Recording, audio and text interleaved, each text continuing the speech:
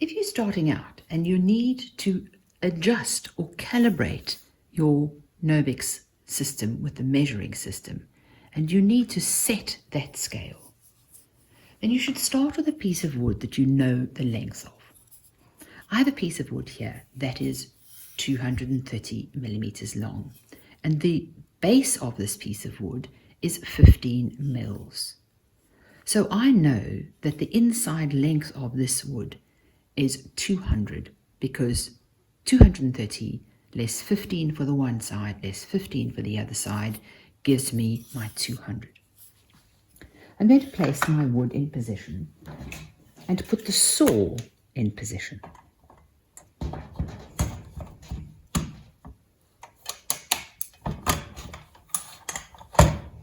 And put the wood up against the saw and clamp it.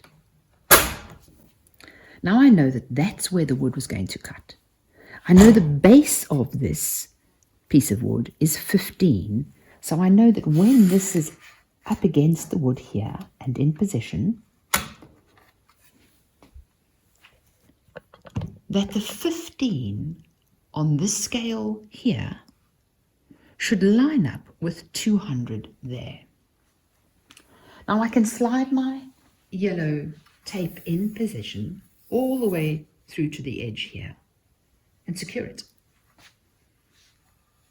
ensuring that when I line 200 up of this red piece of plastic here, that 200 and the 15 should all line up. So at this stage, I can adjust my yellow tape so that that 200 lines up directly with the 15,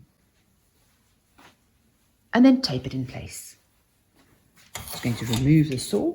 I'm going to remove the piece of wood, and there it is, taped in place. So now you never have to move that again. The very first time, you're taking a piece of wood and using that to calibrate the length.